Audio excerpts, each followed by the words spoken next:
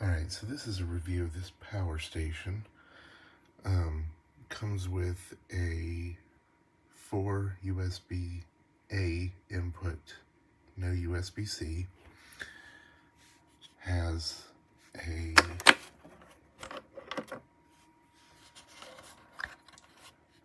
cigarette lighter adapter. Also comes with a cigarette adapter to charge it. It comes with 210 volt power outlet plugs. The one thing I kind of don't like right off the bat is the handle. It's very wobbly. I just personally wish it was a little bit more sturdy. I mean, it's not going to break off, but I also just, personal thing kind of annoys me. But the big thing about this is on their site, or the listing, they talk about its compatibility with CPAP machines, which is the reason I got it. Not only do I want to have it around the house in case of a power outage for a CPAP, but I do a lot of camping and wanted it for my CPAP machine in the tent. So this thing is listed at 296 watt-hour capacity, and the equation that they use on the listing, or for anything, is you take the 296, divide it by 0.85, and then divide it by the wattage used by the device, and that should give you your estimated runtime. So my CPAP machine has a 65 watt power supply, so it can't go above 65 watts. The machine itself, on the what I could find online, said it could run anywhere from 30 to 60 watts of usage.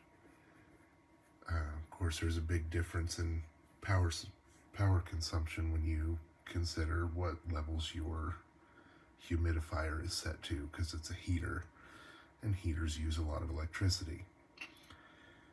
So I don't know on any given setting what the actual output of my CPAP machine is drawing from this thing, but what I can tell you is originally I got this little power bank.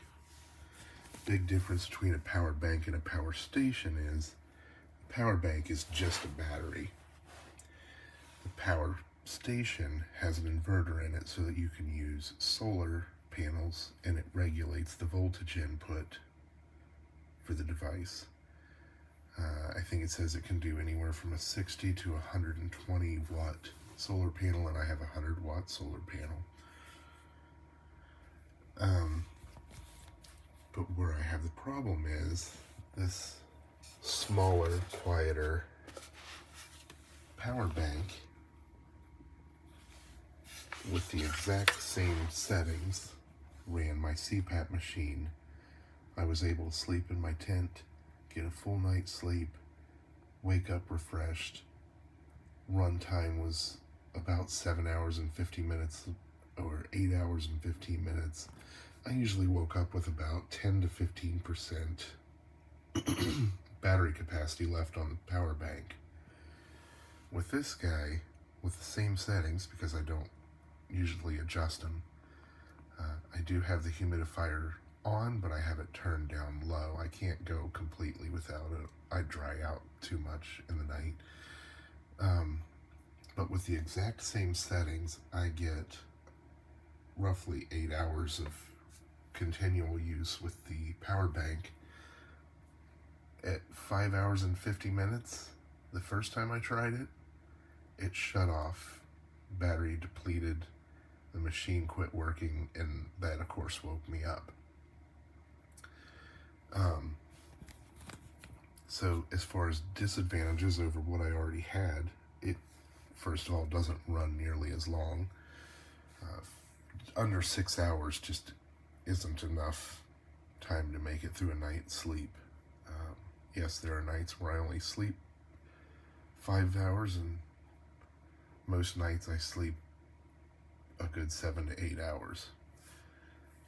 But as a typical, I know I'm not going to get enough. This is not going to get me through my typical average night's sleep. Power bank does have a cooling fan built inside and is whisper quiet. I don't even, you're in the middle of the woods, it's already quiet. So that being said, that doesn't bother me. The sound doesn't bother me. This one has a fan right here, and it is considerably louder. Now, this one runs almost continuously, whereas this one kicks on every 10-15 minutes at the power usage I was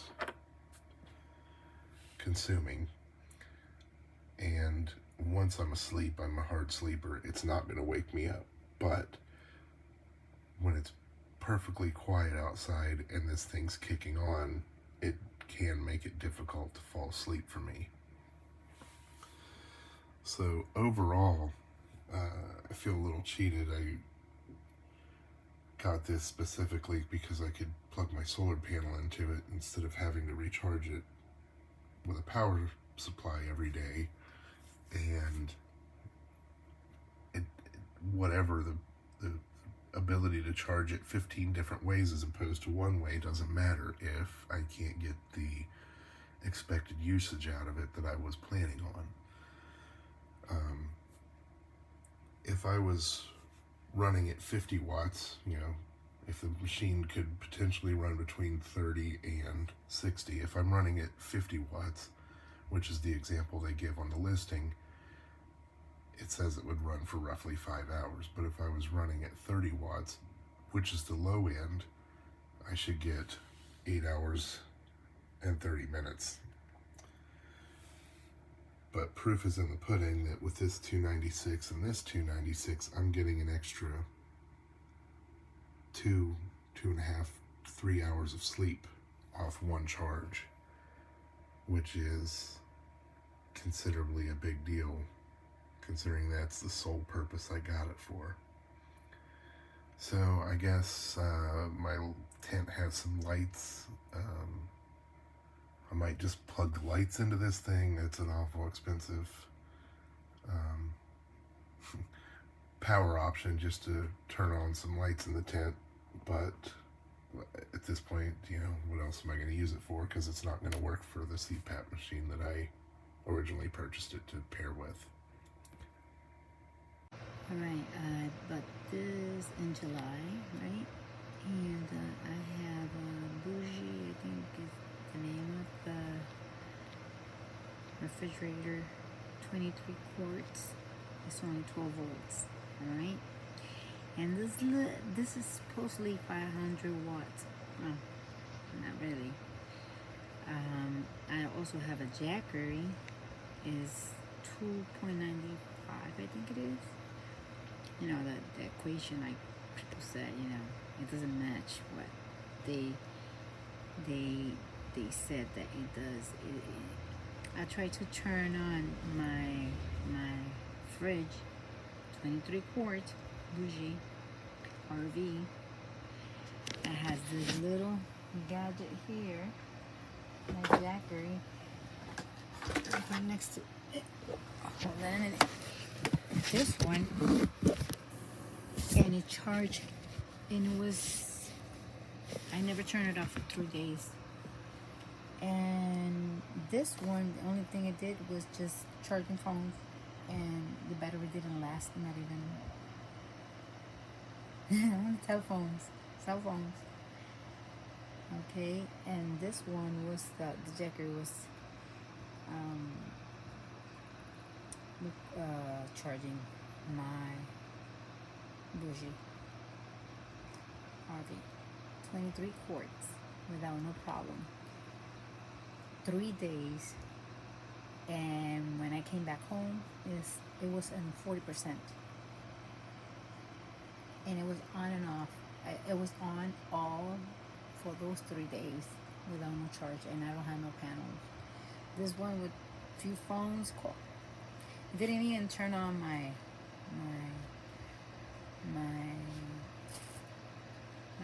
my fridge.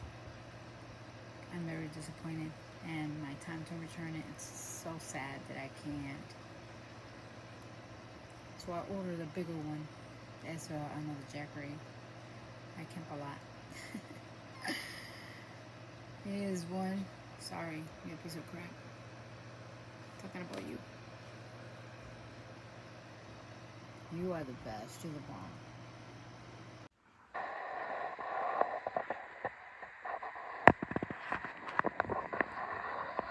I virtually cannot hear anything while my cell phone is being charged. It was already powered up when I received it in the mail, which is great. I am very satisfied with my purchase.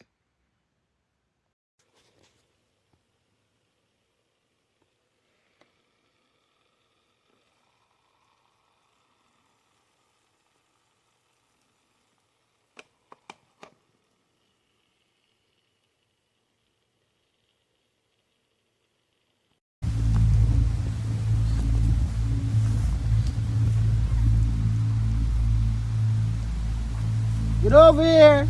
Come on.